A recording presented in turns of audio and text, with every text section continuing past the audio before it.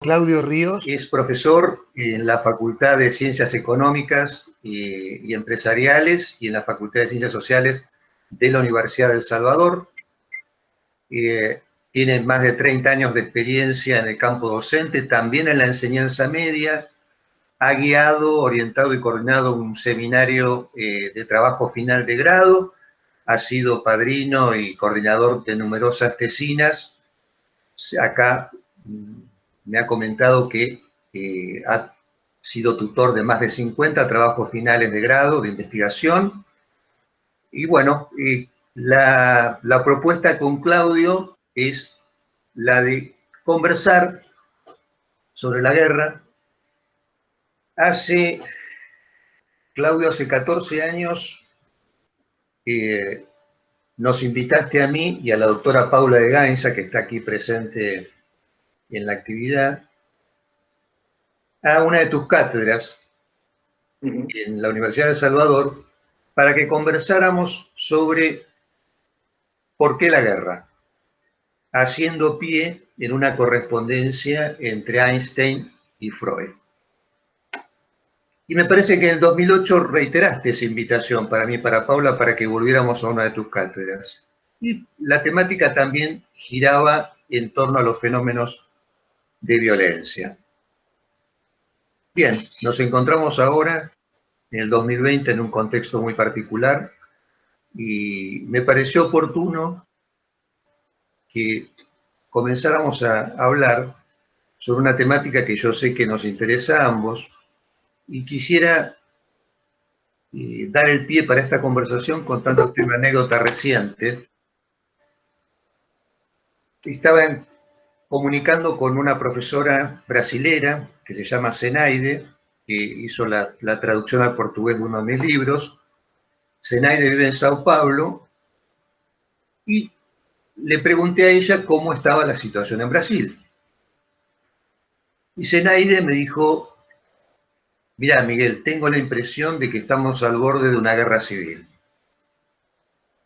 Esto me lo comenta al inicio de la charla. Cuando seguimos avanzando, en un momento yo le pregunto: Zenaide, ¿hay alguna señal de protesta, de manifestación, de descontento de parte de la gente que se haga visible en las calles de Sao Paulo?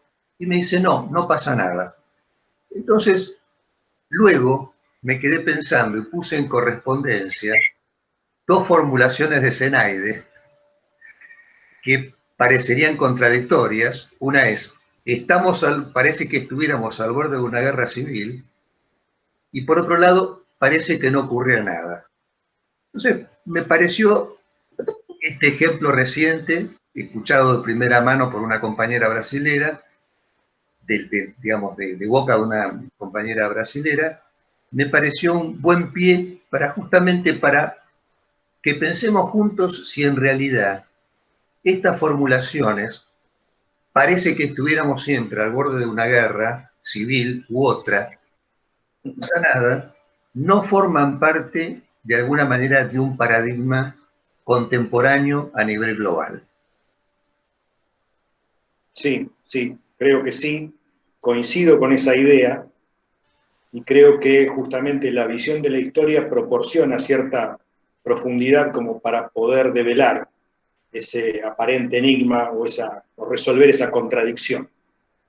Porque en realidad, si uno analiza en el tiempo histórico, las guerras estaban claramente definidas y eso ayudaba también a definir los tiempos de paz. Y creo que ahora, que a partir de este paradigma creo que puede rastrearse a finales de la Segunda Guerra Mundial. Para quienes, digamos, nos criamos en esa fase llamada Guerra Fría, a partir del 45 hasta los años 90, se nos generó una ilusión, la ilusión de que finalmente no se había producido una tercera guerra mundial. Entonces yo la llamo esa la ilusión de la paz. Pero en realidad creo que inadvertidamente entramos en una etapa en la cual la guerra se hace algo totalmente habitual, algo cotidiano.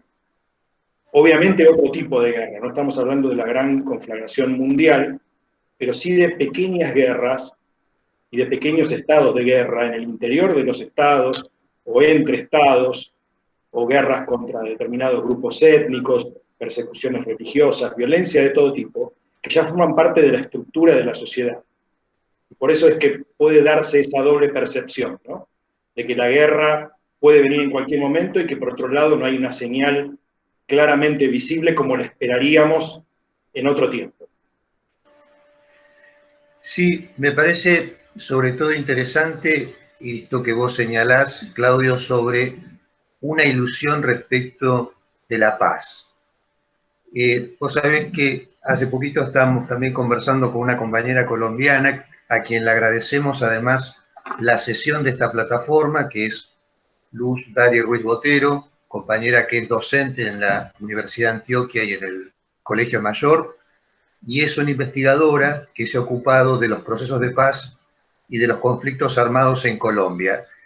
Y hace poquito, conversando sobre esta temática, ellos estaban por presentar un libro que se llama Confiando en la Paz. Conversando con ella, además con un grupo de estudiantes con los cuales hicimos un conversatorio, le decía a Luz que se me había hecho patente una idea respecto de la paz en esa conversación con ellos, porque uno la paz la tiene asociada con el reposo, con la tranquilidad, ¿no? Con la inercia. Y sin embargo, se me hizo presente una imagen respecto de la paz como teniendo que ver más bien con un continuo movimiento, una fuerza aplicada sin pausa y una intensidad sostenida. Lo cual, dicho así, parecería que contraría la noción de paz. Sin embargo, digamos, me parece que me hizo recordar tu alusión a la paz como una ilusión. A la paz habría que definirla, ¿sí? Y por otra parte, también me parece interesante subrayar en lo que comentas, esta suerte de deslocalización de la guerra a partir de, digamos, de la Segunda Guerra Mundial en adelante, una guerra que no está en ningún lugar en particular y está en todos. Sí, creo que en ese punto han colaborado también los estados y se han modificado las estrategias. Creo que la forma de hacer aceptable la guerra para la gente o este estado de guerra permanente es invisibilizarla. O sea, que de alguna manera la guerra se aleje del espectador o se transforme simplemente en un espectáculo. Y para esto, obviamente, que las técnicas de guerra también han servido para evitar ya el combate cuerpo a cuerpo, que era algo, por ejemplo, que horrorizó a la generación que tuvo, sobre todo la Gran Guerra, ¿no? La Primera Guerra Mundial, que es un tema tan interesante, y que la llamaban la guerra que iba a terminar con todas las guerras. Evidentemente ahí tenemos un doble fracaso. Un fracaso en lo que fue la negociación de paz, y un fracaso en que la misma generación terminó involucrada en una guerra mucho mayor, con un número innombrable de víctimas, ¿no? 60 millones de personas. En las cuales siempre hay más víctimas civiles que militares. Ese es otro tema y creo que lo que nos tiene que empujar a una reflexión sobre la guerra, pensando justamente que la guerra no es solo una cuestión militar, que la guerra tiene un escenario militar, pero que el escenario civil es el escenario más trágico de todos, que provoca mayor daño. Y creo que la sociedad civil tiene una enorme responsabilidad justamente en la decisión de la guerra. Yo creo que la historia, en cierta forma, también contribuyó, la interpretación de la historia, a cierta ilusión, cuando ciñó la guerra a los personajes. Si uno estudiaba en los libros de historia y veía, bueno, Napoleón, obviamente lo asociaba a la guerra, Hitler, Mitterrand decía, ¿no? El presidente de Francia en los 80 decía, bueno, Francia en los 40 tenía de vecinos a Hitler, a Franco y a Mussolini. Ahora estamos en todos los mundos. Claro, o sea, salgan con las manos en alto. Pero no hay que perder de vista que la guerra no es solo el personaje. A la guerra la empujan, y esto estudiando la Primera Guerra Mundial específicamente, la euforia civil. El personaje es alguien que canaliza esa euforia, que la promueve, la puede impulsar. Pero es decididamente la decisión de la sociedad la que lleva a un país a la guerra. Claudio, me interesa sobre todo, bueno, que Vayamos entonces hacia ese paradigma que inaugura la violencia moderna, como es la Primera Guerra Mundial, la Gran Guerra. Porque a propósito de las ilusiones, es una Primera Guerra que llega en un momento en el cual había una cierta esperanza en el dominio de la razón, del progresismo, de la vanguardia, ¿no? De los avances culturales, científicos, tecnológicos, de una cierta vida política estabilizada y racional, y justamente en ese momento, ¿no? En el momento en el que parecía que era un nuevo iluminismo, ahí llega esta conflagración que tiene características muy particulares, porque entiendo que fue como la primera alianza matrimonial entre el capitalismo y la ciencia, que se conjugan y financian y proveen de los elementos de última generación a esta guerra que tuvo características realmente feroces, ¿no? Y sobre el inicio de la Primera Guerra, podríamos recordarlo, me parece, porque a mí me llama la atención porque esta Primera Guerra se desencadena a partir de un atentado terrorista que conlleva todos los signos del terrorismo moderno, ¿no? O sea, una logística muy compleja, sofisticada. Quizás vos puedes recordarlo con más detalle, Claudio. Sí, yo voy a tomar eso primero que dijiste, que tiene que ver con el tema de la guerra industrial. Y creo que Bien. muchas veces, y esto lo decía Isaac Asimov, muchas veces la clave para la historia no hay que buscarla en los libros de historia, sino en la literatura, en el cine. Y yo hay un pasaje de una película de Sherlock Holmes, Juego de Sombras, un diálogo entre los personajes de Sherlock y Moriarty, que utilizo a veces en clase para marcar cómo el aparente triunfo de Sherlock en realidad es una derrota y Moriarty se lo marca, ¿no? Su némesis, su gran enemigo. Cuando le dice, vos podrás frenar en este momento mi intento, pero la guerra industrial es algo inevitable. Porque ese matrimonio, como dijimos, entre el capitalismo y la producción de armamentos, que era inevitable, porque es una fase misma del proceso de industrialización de los países, lo llevaba a conquistar mercados y esa competencia por los mercados, que primero se sublima en la conquista de África, el reparto de África. Es decir, hay todo un encadenamiento que lleva a la Primera Guerra que excede por mucho el detonante del asesinato del archiduque. Lo rastreamos en unas clases que hablamos sobre el tema de la segunda fase de la revolución industrial y vemos cómo se arma una secuencia que arranca en ese proceso de industrialización en el cual 4 grandes potencias, Estados Unidos, Francia, Alemania e Inglaterra, España o Reino Unido, compiten por mercados, desplazan los 3 países europeos esas conquistas al territorio africano, que hasta ahí había sido colonizado solamente como para tratar de capturar mano de obra esclava, pero ahora en el siglo XIX, en ese último cuarto del siglo XIX, todo el territorio africano se parte y se reparte entre las potencias europeas. Estados Unidos busca lo propio en la guerra con España, tomando Cuba, Puerto Rico, Guam, Filipinas, cada imperio va diseñando su espacio. Japón lo empieza a hacer también en la cuenca del Pacífico. Ahora, cuando esos territorios ya están repartidos, comienzan las fricciones entre los imperios. Y el propio avance industrial, que necesita nuevos mercados, lo lleva a la colisión, inevitable. Y decíamos también, para ver cómo se mezcla paz y guerra, como una de las causas también eran los acuerdos de paz y las alianzas que existían en las grandes potencias. Y les planteo esa paradoja a los alumnos y les digo, fíjense cómo la forma de hacer la paz en el siglo XIX llevó a la guerra. ¿Por qué? Porque cada país estaba encadenado a una serie de alianzas. Y si vos agredías a un país, despertabas la reacción de todos los otros países que estaban en alianza con ese.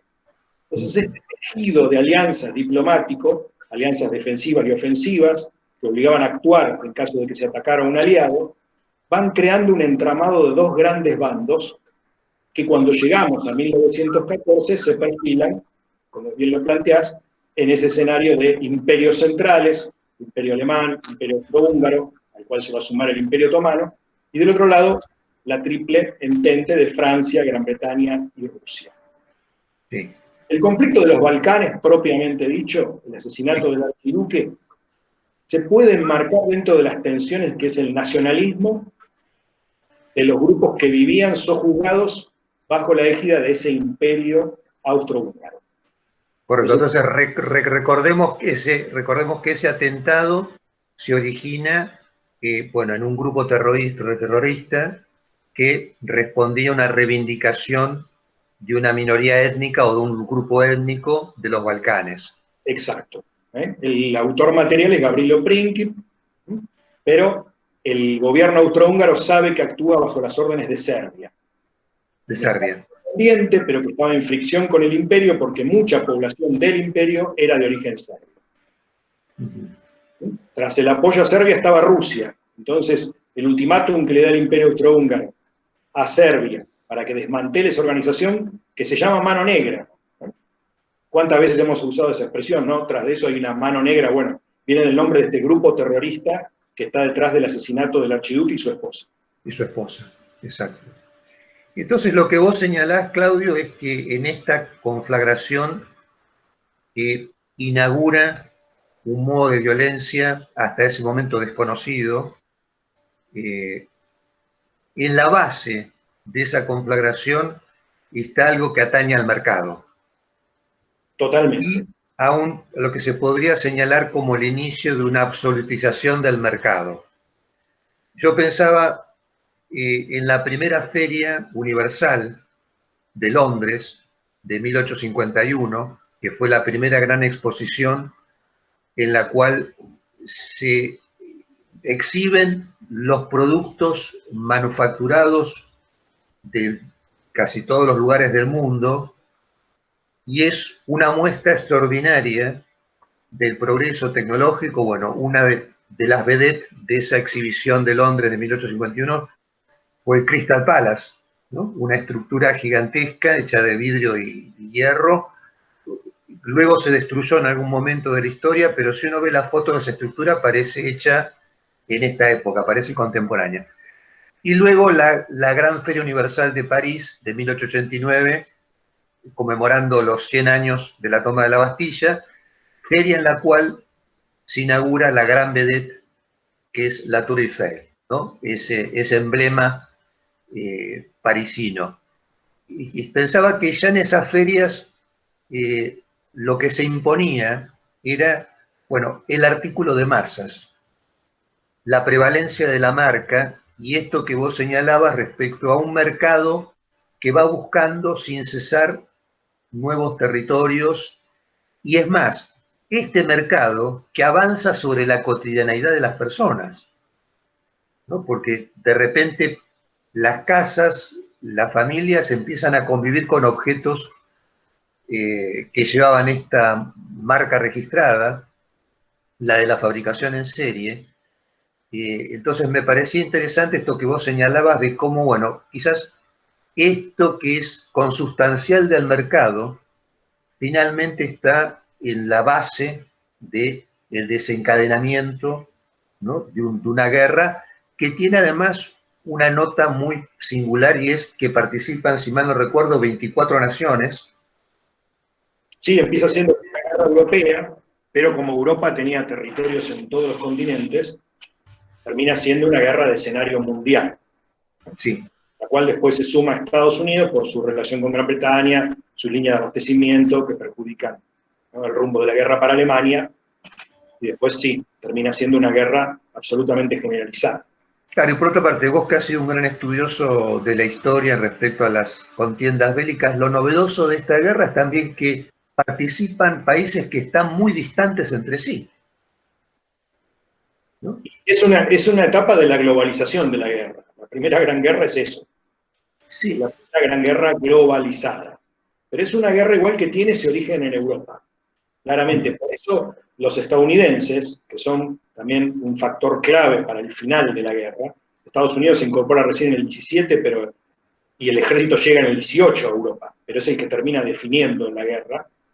y marcando un poco el ritmo de la futura paz. Vuelve luego a su posición aislacionista. No quiere saber nada en el periodo entre guerras con otra guerra que los europeos tienen. Y ahí vamos al tema también que se planteaba hasta en algún momento de la correspondencia entre Einstein y Freud, ¿no? Como decía, bueno, Europa parece que vive en guerra. Europa es algo totalmente sustancial, ¿no?, a su derrotero histórico. Entonces los norteamericanos lo veían con una sensación de extrañeza, de decir, bueno, los europeos se siguen matando, no tenemos que involucrarnos en eso. Claro. Pero ¿cuál es el problema? Y acá entra la lógica que vos marcabas, la lógica capitalista. Estados Unidos, en el periodo entre guerras, sufre la crisis más seria y el sistema capitalista de toda su historia, que es la crisis del 29-30, la del crack de Wall Street, la Gran Depresión. De esa crisis de Estados Unidos trata de salir con el New Deal, el nuevo trato, la política de Roosevelt. Pero la que va a dar solución a la crisis es la Segunda Guerra.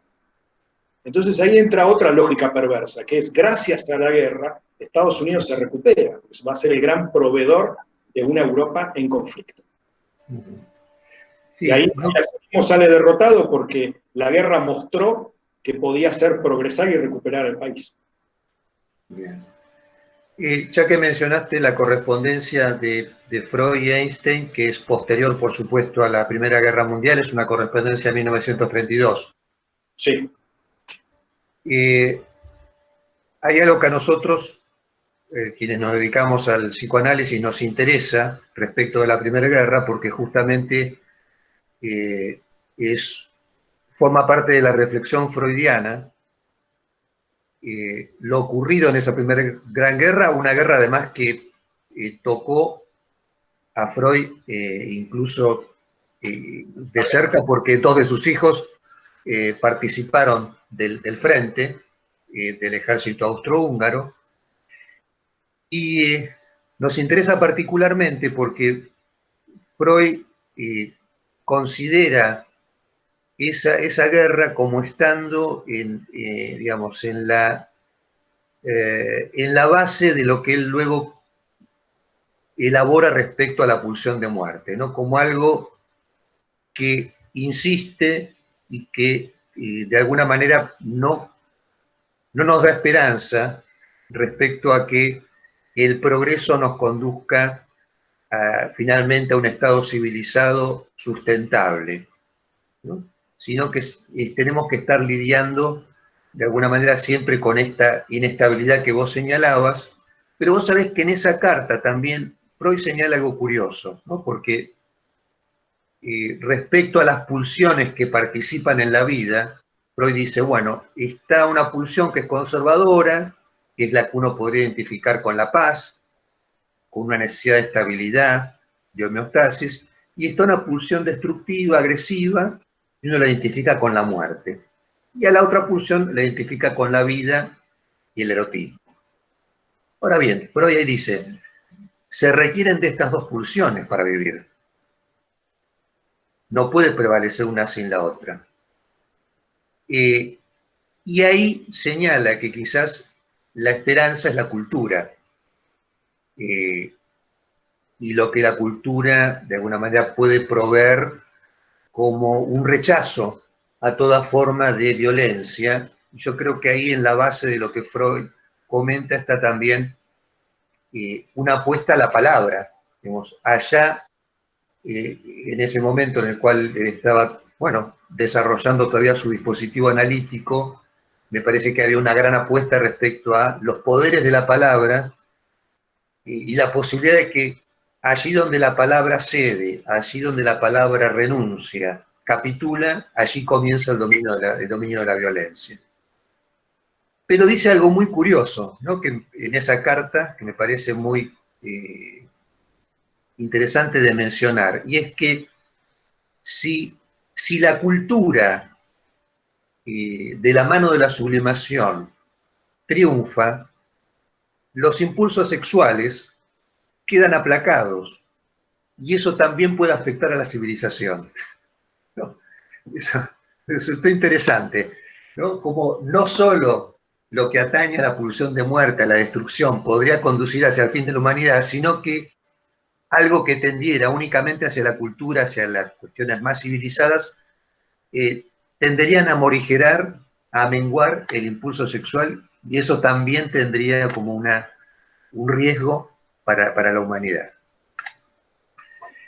Y también quería no salir de la Primera Guerra Mundial contigo, Claudio, para comentar sobre todo el efecto sobre las tropas de infantería en la Primera Guerra Mundial, este efecto que se genera por encontrarse en el campo de batalla, ¿no?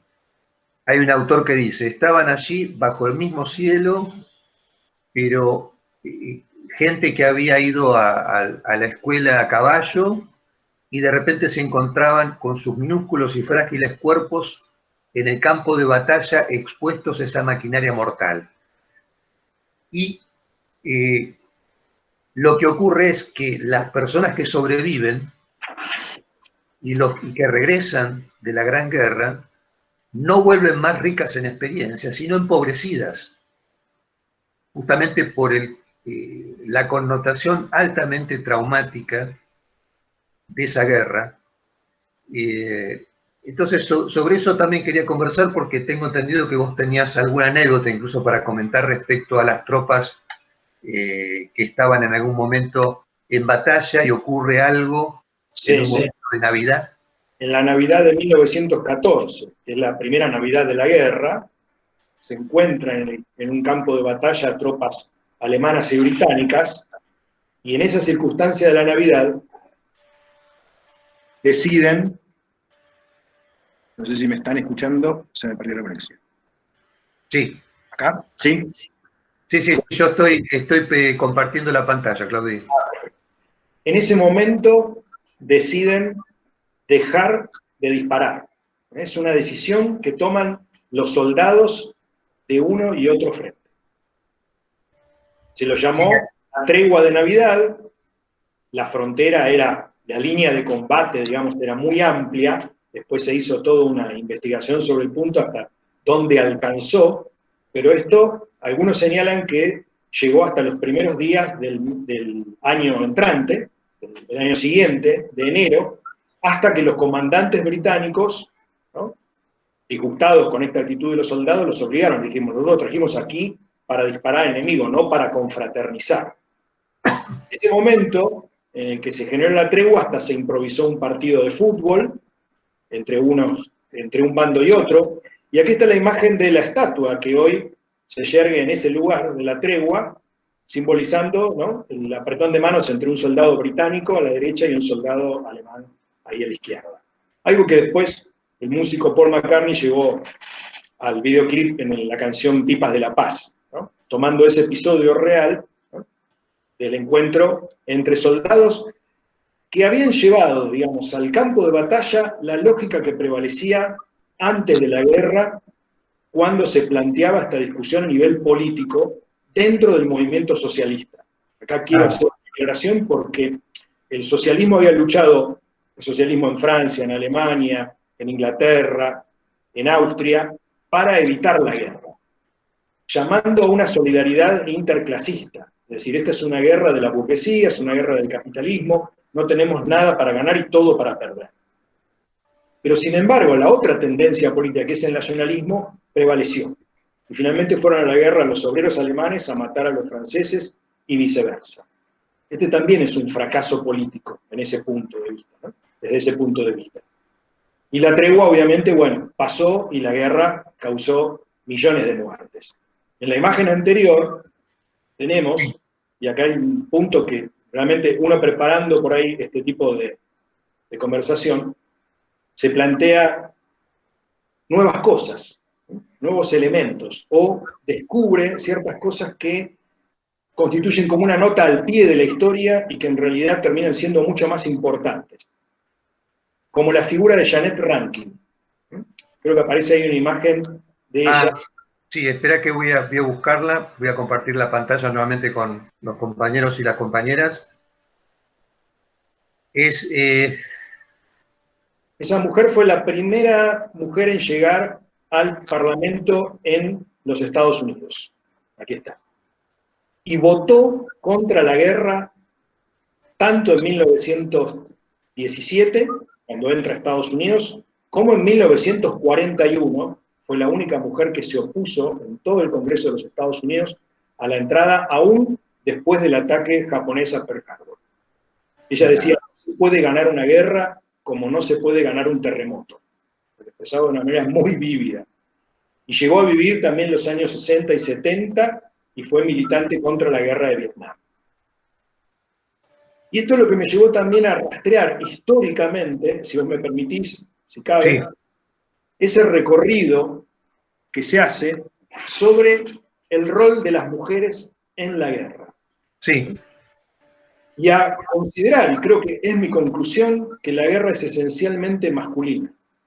Que hay una línea histórica en la que arranca ya en la prehistoria, con las primeras figuras de divinidades que son femeninas, que están asociadas a la fertilidad y a la vida.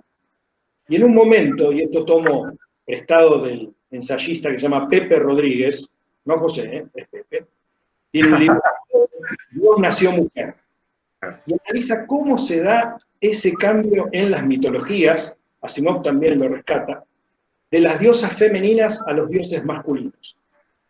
En un momento las diosas dejan de ser femeninas, esas diosas de la fertilidad, de la vida, de la fecundidad, y el dios pasa a ser masculino, creador. Dice, era muy difícil explicar que el hombre fuera el dios creador, pero el dios termina siendo masculino, y asociado a la guerra. Y esto tiene que ver con el nacimiento mismo de las primeras civilizaciones. En Egipto, en Mesopotamia, cuando se empieza a generar precisamente un excedente, y a partir de la generación de excedente también el combate entre un pueblo y otro. Entonces el dios toma características guerreras y masculinas. Sí. Y si nos vemos ciertos episodios, yo elegí muy poquitos, por ejemplo, una comedia escrita por Aristófanes, en el siglo V a.C., que es Lisístrata, seguramente ¿no? En psicología esto se hace referencia, sí. Un episodio en el cual están en guerra laconios y atenienses y las mujeres con una huelga sexual detienen la guerra. Ajá. Primera escena. Vamos a la civilización romana, romanos luchando, que eran latinos, contra los sabinos. Los romanos toman a las mujeres de los sabinos como esposas, pero a través de un secuestro. Los sabinos le declaran la guerra. En el momento que están combatiendo, las mujeres sabinas se interponen y dicen, no sirve esta guerra. Si ganan los sabinos, vamos a perder a nuestros esposos. Si ganan los romanos, vamos a perder a nuestros padres. Vamos a quedar huérfanas. Y creo que ahí se simboliza perfectamente que en la guerra no hay ganador, no hay guerras ganables. Entonces, ese rol de la mujer, que después lo veo en Jeannette Rankin y se puede rastrear en muchas otras etapas de la historia, me parece muy claro para entender cómo el dominio también del hombre sobre la mujer, la generación de ese sistema patriarcal, también impulsó aún más la guerra. Sí. Tenemos además que considerar, justamente en esta primera gran guerra, que, tal como vos señalabas, el acuerdo al cual se llega cuando finaliza, podría decirse que está, digamos, como factor desencadenante de lo que luego ocurre en la Segunda Guerra Mundial. En lo que vos señalabas respecto a cómo ciertos acuerdos, alianzas o establecimientos de la paz finalmente después están en el lugar de la causa de otras conflagraciones mayores, y esto puede pensarse con relación al Pacto de Versalles luego de la Primera Guerra Mundial. Claro, y creo que esto también motivaba la pregunta, o las preguntas que hacía Einstein a Freud. Creo que iba ahí, a decir, bueno, ¿cómo podemos hacer? Sé que hay una pulsión de agresividad en el ser humano, dice, ¿cómo podemos, de todos modos, aceptando la existencia, crear determinado instrumento? ¿No? Sí, porque además hay que señalar también, disculpame, hay que señalar en esas correspondencias que ambos coinciden en que tenemos el Estado de Derecho, ¿sí? Un Estado de Derecho que se originó en algún momento de la historia de la humanidad. Pero en el origen del derecho está la violencia. La violencia, digamos, forma parte del fundamento del derecho. en todos los estados. Lo decimos cuando en clase decimos, bueno, a ver, ustedes admiran la monarquía británica, Isabel, bueno, el primer rey inglés fue un rey que dominó y mató a los otros, y a partir de ahí creó una legitimidad. Toda legitimidad en su origen está en un acto de fuerza.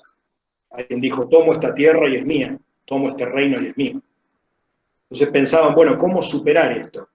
Y ahí en la respuesta de Freud, y la misma pregunta de Einstein también, se habla de este camino hacia la paz que está en la creación de una organización internacional. Pero hay algo muy interesante que releyendo el texto de Einstein, al releer ese texto, él decía, bueno, pero para eso los estados tienen que renunciar a parte de su soberanía. Ya no pueden usar su soberanía en forma indiscriminada, tienen que aceptar ese poder superior para que se logre la paz.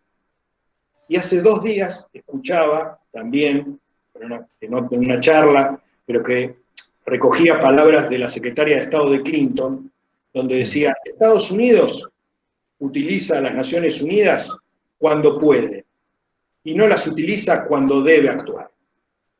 Claro. Es decir, si lo podemos hacer de forma multilateral, lo hacemos. Si no podemos, lo hacemos de forma unilateral. ¿Y por qué? Y Einstein también lo decía, porque los estados en su afán de dominación no quieren someterse a ese orden internacional.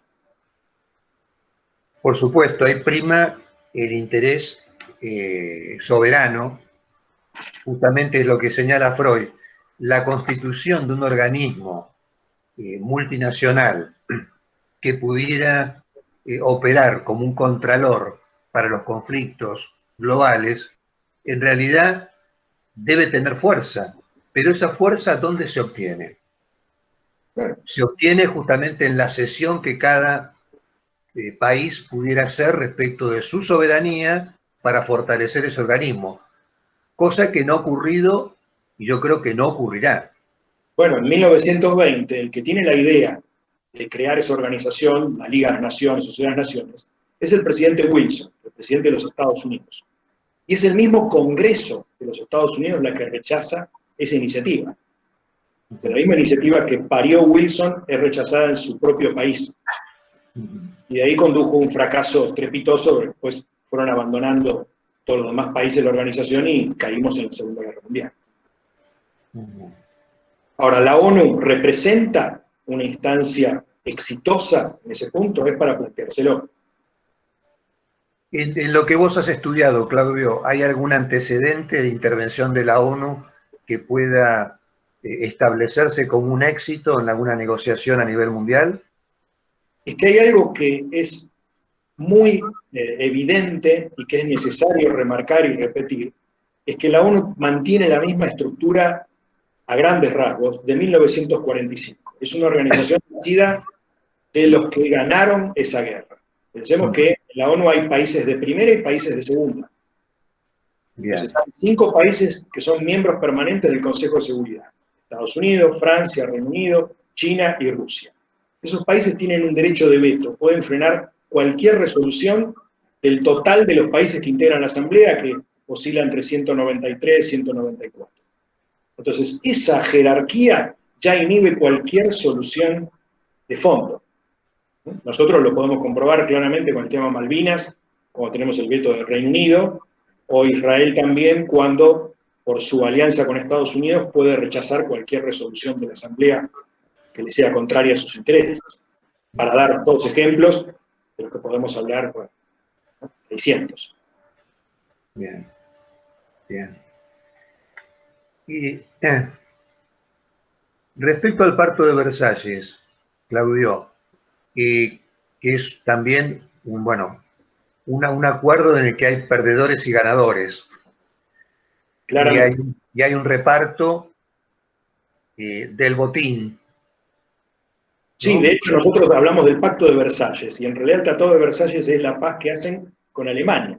Se firmaron distintas paces con todos los países derrotados, pero la que nosotros recordamos, el Tratado de Versalles, porque inaugura o inicia un camino muy peligroso, que es el de responsabilizar únicamente a un Estado por la guerra. O sea, Alemania es considerada responsable y por lo tanto tiene que asumir los costos también de los países vencedores. Y hoy aprendimos claramente, la enseñanza de la historia claramente es esa. la explotación que se hace de la situación de Alemania fue la que condujo al triunfo del nazismo y a la emergencia de la Segunda Guerra Mundial. Ahí creo que sí hay un lugar para un pequeño optimismo, porque en 1945 la solución fue totalmente diferente, ¿no? La solución fue ayudar a los países aliados y también a los vencidos. Económicamente, el Plan Marshall valía tanto para Alemania Federal como para Inglaterra. Y lo mismo la ayuda que se dio a Japón. Entonces, hay que reconocer también que la reconstrucción democrática de Alemania, de Japón y de Italia se hizo gracias a esa victoria y a la negociación de posguerra consecuente. Claro, pero con un costo que juzgaríamos alto, ¿no? Porque Sí. tenemos el Holocausto, las 2 bombas atómicas en Japón, bueno, los horrores y la atrocidad que estuvieron a la orden del día en esa conflagración. Digo, se llega a un acuerdo que vos... Siendo argentinos, nosotros entendemos siempre, ¿no?, que hay que llegar a ese punto extremo para tomar conciencia, ¿no? En la historia nuestra nos pasa algo similar también, ¿no? Todos los cambios que se han producido a nivel legislativo, a nivel de reformas importantes, son posteriores a una gran tragedia, ¿no? Un costo Exactamente, eso quería decirte, es la necesidad de la antecedencia de una tragedia. Yo diría una tragedia que quizás replica algo fundacional, ¿no? Algo que tiene que ver con el origen de la civilización, algo que se acerca a ese momento en el cual uno puede decir, o se va todo abajo, o algo surge de esto y seguimos adelante, ¿no? Como si tocara, de algún modo, los cimientos de la civilización, ¿no? Una tragedia como la que, bueno, la que se puede verificar en las grandes guerras mundiales. Ahora, volviendo al principio, porque ya nos queda poco tiempo, ¿estamos en la Tercera Guerra Mundial, Claudio? Yo creo que si lo redefinimos, si no lo pensamos ya en los mismos términos que la Primera y la Segunda, nunca estuvimos en paz, ¿no? Desde 1945 para acá. Y ustedes pueden rastrear en cualquier sitio de información muy básica la cantidad de guerras que se siguen sosteniendo hoy en día. Entonces, como digo, el gran crimen de la guerra hoy en día es hacernos creer que no estamos en guerra, que estamos en paz. Y aceptar esa situación como estructural a nuestra vida cotidiana, que hoy están matando gente en tal país, en otro, etcétera, persiguiendo, como si fuera un hecho absolutamente normal y cotidiano. O sea, hemos naturalizado el estado de guerra sin advertirlo. O sea, es que eso me recuerda a lo que señala Giorgio Agamben en Infancia e Historia, donde él habla sobre la destrucción de la experiencia y justamente comenta sobre la Primera Guerra Mundial, sobre ese paradigma que inaugura la violencia moderna, sobre esas tropas de infantería que vuelven no más ricas en experiencia, sino empobrecidas y silenciadas. Y Agamben señala, hoy no hace falta una guerra, sino simplemente vivir en una gran ciudad en la cual sus habitantes están expuestos a una serie de bombardeos, ¿no? De ciertas rutinas, de sonido, de protocolos, de burocracias, de informaciones, de dificultades. Yo quería apuntar a eso que dijiste de la burocratización, porque Sí. yo también, uniendo con lo que mismo Hannah Arendt, cuando explicaba el fenómeno del exterminio nazi, que la guerra hoy se ha burocratizado. Es decir, la guerra se desligó del gran personaje. Ya no está el supervillano, Hitler, Mussolini, Stalin, Mao, sino que la guerra la hacen burócratas, la hacen hasta ejércitos privados. Entonces, de esa forma pasa mucho más inadvertida. Termina siendo un rubro más de una industria, de un sistema capitalista que domina hoy como nunca. Sí, ahí te estás refiriendo a la banalidad del mal. Exacto. Muy bueno. Que a nosotros también nos toca de cerca por lo que constituyó aquí el terrorismo de Estado y ciertos personajes que formaron parte de ese sistema, secuestrando, asesinando, torturando, arrojando gente de los aviones, secuestrando y bebés y adulterando la identidad, y que por otra parte eran personajes que circulaban en su vida cotidiana como padres de familia, gente que iba a la iglesia. Esta relación que haces está muy clara, fue tema justamente de una tesis presentada en comunicación, como el decreto de Hitler del año 42, que se llama Noche y Niebla, Sí, establece la figura del desaparecido. efectivamente. Hoy se toma aquí en los años 70. Sí, sí, habiendo pasado previamente por Francia, ¿no? Y la guerra En el medio, sí, en la guerra con Argelia, la guerra la colonial. guerra con Argelia y un sistema que los franceses perfeccionan de desaparición, secuestro, desaparición, sobre todo de los líderes de los movimientos, para paralizarlos, desarticularlos. Pero hay algo interesante en eso que comentabas respecto al decreto de Hitler de Noche y Niebla, porque fíjate vos que a los, digamos, al colectivo judío eh, se le quita la ciudadanía alemana. Previamente a la guerra, sí. Previamente a la guerra se le quita justamente para que queden no amparados por la Constitución.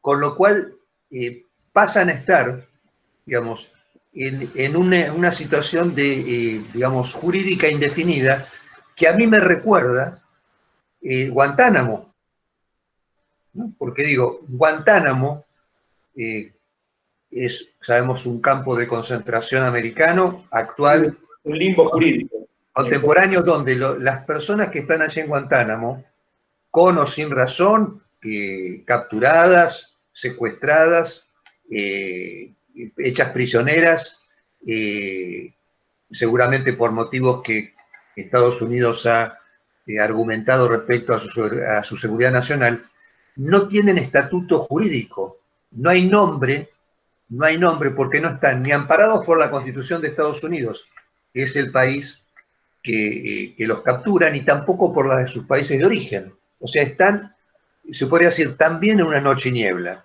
allí, ¿no? Sí, más escandaloso porque es más a la vista, precisamente. A la vista de todo el mundo. Y acá recordaba que la dictadura también le quitó la ciudadanía argentina a Jacobo Tiburón. Cuando fue Acá como... presionado el gobierno para expulsarlo, bueno, le quitó la ciudadanía, ¿no? Remedando esa práctica también nazi. Pero decíamos justamente cómo, por el contrario, el ejercicio de la ciudadanía es la mejor vacuna contra la guerra. Es decir, una sociedad responsable que decida es la que puede evitar una guerra. Más allá del personaje de turno que gobierna. Bien. Con ese mensaje esperanzador, sí, podemos... ¿no? Todo lo que promueve el desarrollo de la cultura trabaja también contra la guerra. O sea que hoy creo que hemos hecho también nuestro trabajo en conjunto. Nuestro pequeño aporte, sí, porque yo entiendo que tanto los compañeros y compañeras que están participando y nosotros mismos tenemos un deber en este momento tan especial que estamos atravesando, en una situación tan incierta, cuyo horizonte aún no vemos, pero creo que nos toca salir del asombro, de la perplejidad y no dejar de reflexionar. Y en esa reflexión tener en cuenta la historia y la estructura, ¿no? Porque vos, en algunas cosas que nos has comentado, me parece que has hecho esa alusión a que hay ciertos acontecimientos que de alguna manera se van repitiendo, como ciertas estructuras que nos muestran una invariancia, pero por otra parte ciertos contextos sociales, económicos, políticos que van mutando y planteando nuevos escenarios, nuevos desafíos y problemas novedosos, ¿no? Pero insisto, me parece que nuestra tarea, estemos en la educación, en el campo de la salud, del trabajo social, es salir de la situación de impacto que puede tener un testigo y no dejar de reflexionar respecto a las cuestiones que tienen que ver con la historia y con la estructura. Sí, yo creo que es esa tarea de velar, de correr el velo de una situación que es muy engañosa, ¿cierto? Sí, además teniendo en cuenta, porque vos como señalabas,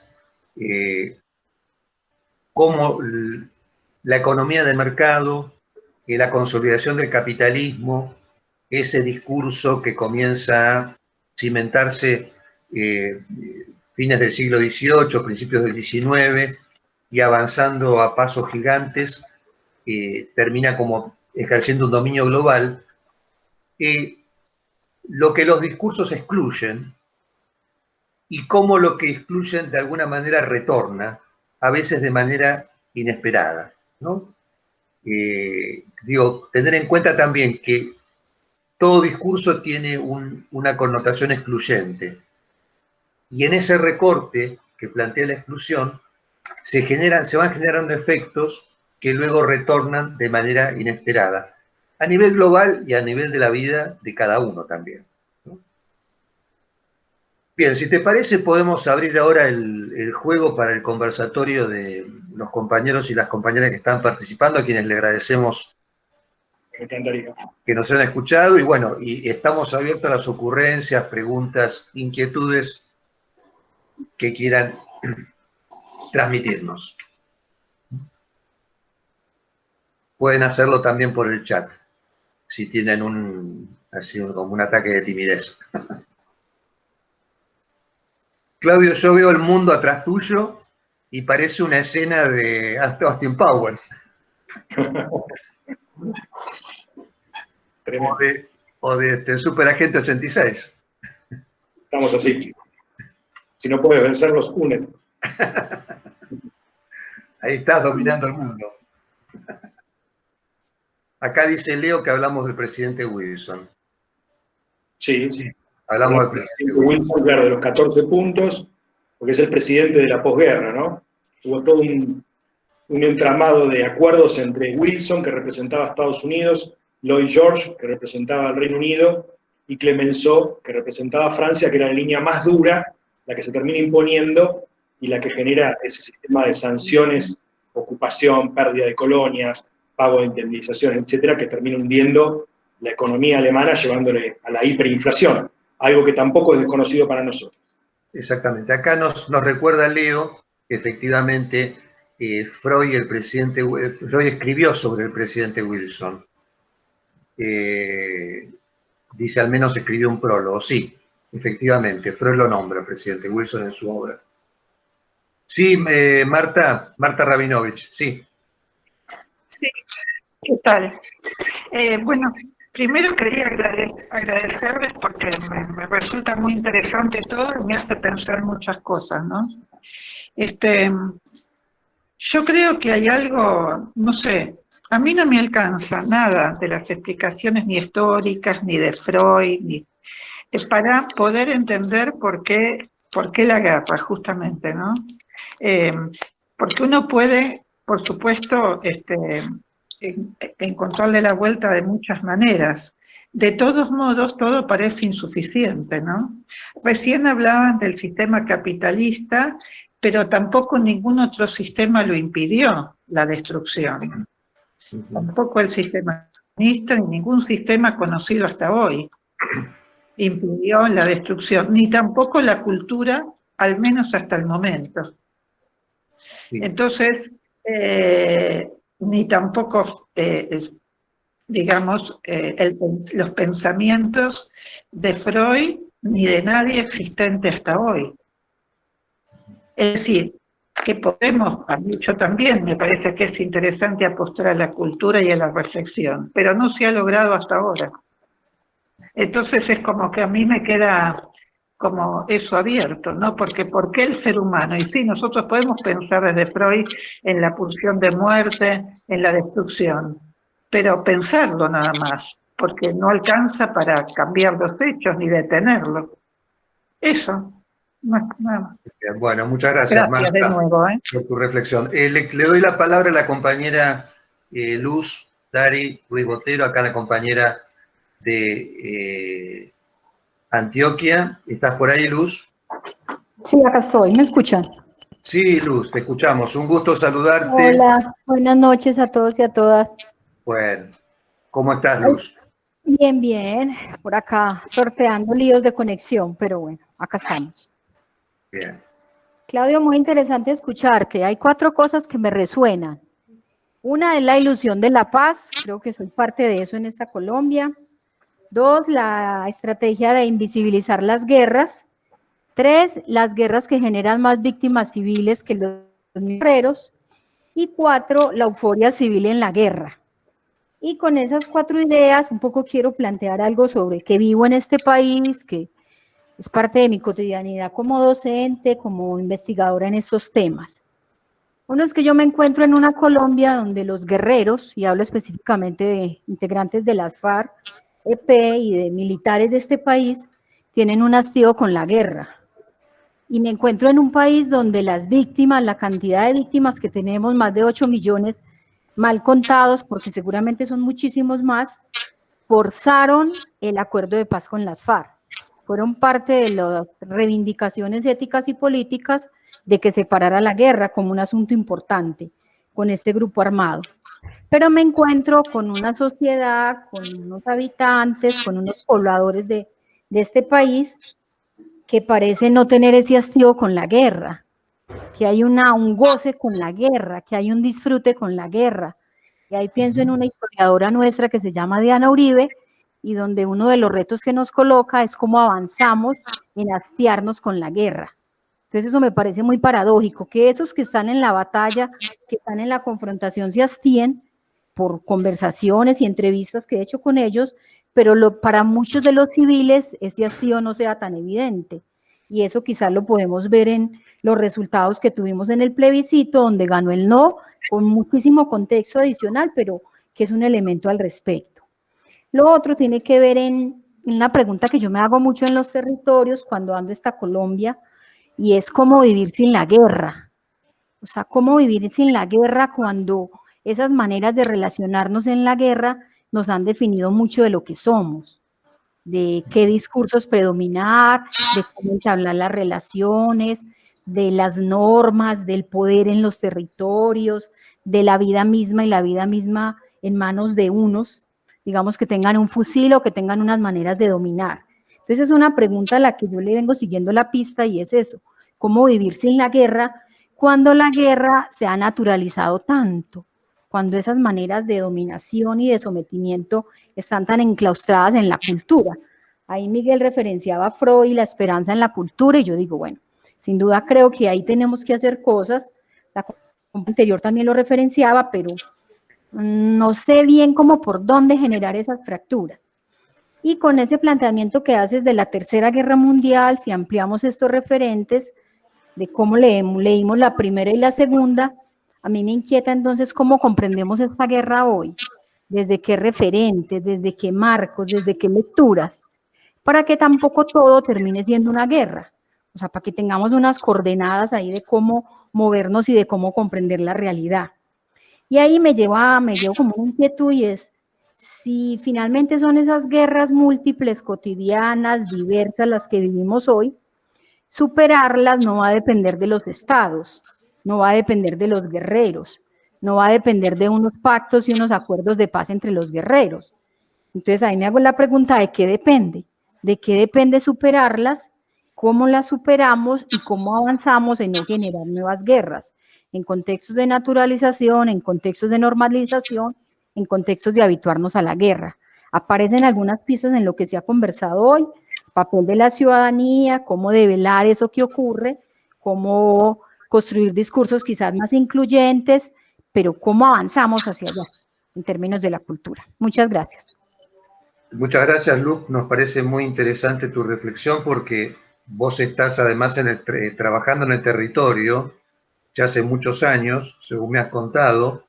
Entonces has estado en contacto con los protagonistas de esa guerra, que son los guerreros, son las víctimas, es la infancia, son las poblaciones, las comunidades, los lugares arrasados, bueno, y todas las consecuencias que trae la guerra. Claudio, ¿vos querés tomar la palabra respecto a lo que dijo, lo que ha comentado Luz? Y quería aportar un poco de optimismo también a la reflexión de Victoria, ¿es? Luz. Ah, de Victoria, de Marta Rabinovich, sí. Sí, bueno, Victoria ya viene con nombre militar, ¿no? Viene el nombre de Victoria en la batalla. Pero decía, por ejemplo, me acordaba el caso de Japón, cómo Japón en la Constitución que surge tras la derrota renuncia a la guerra. Me parece que ahí hay una sociedad que hizo un aprendizaje. Me parece que en ese camino tenemos que ir. En Japón se educa para la paz. De hecho, Japón no ha protagonizado ningún otro conflicto, ha limitado sus fuerzas armadas, y creo que porque también tuvieron la experiencia más vívida, fue la única sociedad que fue atacada con armas nucleares.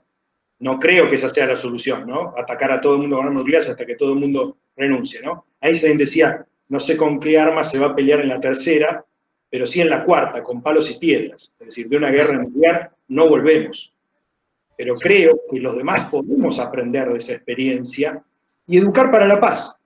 Porque creo que si uno educa para la paz a las sucesivas generaciones, y esto va a llevar tiempo, educar para la paz no significa que no jueguen con un revólver, sino algo mucho más profundo.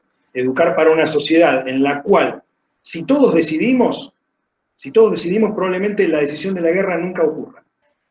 Creo que en definitiva las guerras han sido una forma en la cual se ha manipulado a las masas utilizando diferentes medios, pero siendo contra el interés de esas masas. Y sí recojo lo que vos dijiste, porque en la correspondencia Freud-Einstein también se decía, ¿será la sociedad socialista? No la veo, decía Freud. Y es verdad, tampoco la alternativa al capitalismo ha logrado frenar y ha generado grandes genocidas como el caso de Stalin, ¿no? Entonces, en eso también quería darte la derecha, si se puede decir. Y en cuanto a la reflexión de Luz, sí, coincido con todo. Creo que no hay una respuesta definitiva, no la tenemos, pero creo que pasa por ahí, por el trabajo de educación. Sí, ¿y qué reflexión te merece esto que comentaba Luz respecto a cómo en el momento que se propone un acuerdo de paz, la gente vota por el no? Nosotros lo estudiamos también, hubo dos egresados, Honecker y Yang, que tienen un trabajo sobre el acuerdo de paz. Ellos hablaron con el embajador de Colombia en la Argentina, un trabajo muy importante, y decían, bueno, el problema es que al haber tanta gente involucrada, ninguna solución ofrecía lo que la gente quería. No había una solución posible porque eran demasiadas las personas involucradas que eran víctimas, sea de la guerrilla, del Estado, de los grupos parapoliciales, del sector del narcotráfico. Entonces, cuando todo el mundo tenía algún deudo, alguna víctima, algún conocido que estaba involucrado, era imposible que una solución los satisfaciera a todos.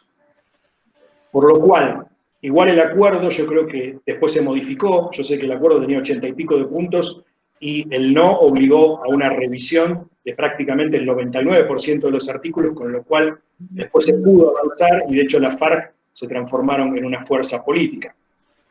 Pero bueno, es un camino seguramente que Luz conoce mucho mejor, y no hay una solución inmediata en un conflicto que también se arrastraba desde los años 60, ¿no?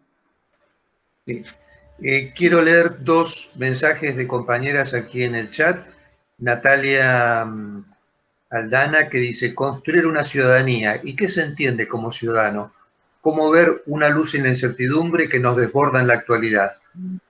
Cuando los nombres del Padre, y aquí está se refiriendo a un concepto lacaniano, cuando los nombres del Padre están en decadencia. Y Ariela Masri, que nos comenta en un mensaje, lo más difícil de entender no es tanto la muerte en sí como la desubjetivación. ¿Será posible pensarlo como el límite de la pulsión de muerte? La desubjetivación es peor que la muerte.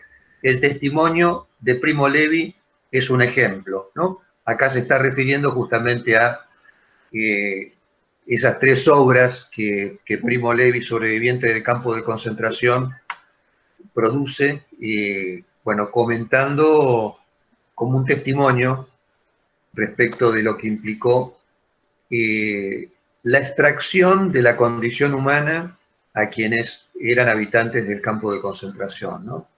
Me parece que eso es lo que señala Ariela. Bien,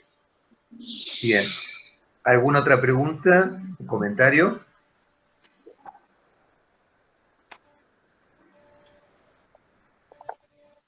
Quería hacer un comentario. Sí, cómo no. Me pareció interesante, me encantó, o sea, cómo los entrecruzamientos que tuvieron los dos, y quería hacer un comentario con respecto a algo que me dijo un adolescente en una sesión que me pareció muy interesante. Me dijo, estaba leyendo El arte de la guerra de Sun Tzu, Entonces me preguntó. Ay, no. Sí, Norma, se cortó ahí. Claro, me preguntó cómo podía ser que el libro dijera que la guerra era un arte. Eso nada más quería comentar. Sí, que pues muy interesante, porque Claudio, a propósito de eso, ¿sabes qué? Mira, gracias Norma por tu comentario, porque lo del arte es algo que nos quedó pendiente señalar, porque parece que hubo intervención del arte en un método de reparación de las lesiones graves que sufrían los combatientes que llegaban de la Primera Guerra Mundial. Yo voy a pasar a compartir la pantalla, Claudio, así vos nos comentás de qué se tratan estas imágenes, que justamente le agradecemos a Norma que nos recordara la temática del arte y cómo participa en esto. Sí, te estás refiriendo seguramente al trabajo de Anna Coleman. Volvemos otra vez a ese protagonismo femenino reparador, en el cual ella toma el camino de las cirugías y la creación de máscaras para los soldados. Aquí está. Aquí está la primera imagen. Para los soldados que volvían desfigurados de la guerra. Es una guerra, como dijimos, todavía en la que se combatía cuerpo a cuerpo, donde las heridas se provocaban, ¿no?, en el frente de batalla y terminaban desfigurando a muchas personas que después les costaba reinsertarse en la sociedad de una forma como lo habían hecho con anterioridad. Entonces, la creación de esas máscaras reproducía con la simetría de la parte del rostro que les había quedado intacta la apariencia que tenían previa al conflicto. Un trabajo muy interesante. Yo no lo descubrí hace mucho tiempo, pero aparecen muchas imágenes de esos trabajos. Realmente como esto también decía, bueno, recomponía los rostros, ¿no? El rostro de la guerra, que realmente, bueno, por un lado nos mostraba el horror de la guerra. Y ella trabajaba sanando a esas personas, al reconfigurar su apariencia. Sí, sí, sí, sí.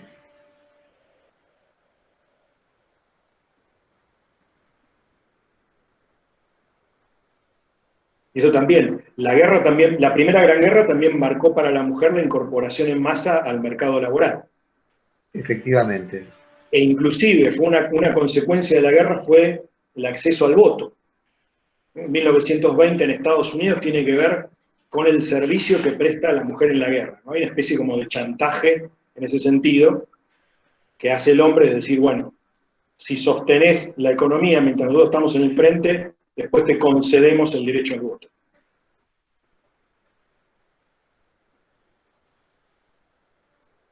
Sí, la reconstrucción de una máscara vinculada, bueno, a algo que ha quedado inscrito ahí como el horror, ¿no?, de la guerra. Y algo que siempre en conversaciones con vos sobre el tema de investigar las palabras, de pensar, pensaba también que en la Primera Guerra se habían usado las máscaras de gas. Es la guerra en la cual debutan este tipo de armas, ¿no? Armas químicas. Y en la Segunda Guerra se utilizaron cámaras de gas. Sí. El gas como conector. Y cuando busqué el origen etimológico de gas, ¿con qué palabra se asocia? Con caos. Con caos. Caos. La palabra gas es creada en el siglo XVIII a partir del latín caos. ¿Cómo ese caos que generaron tanto las máscaras de gas como las cámaras de gas fueron un símbolo de ambas guerras? Aquí tenemos.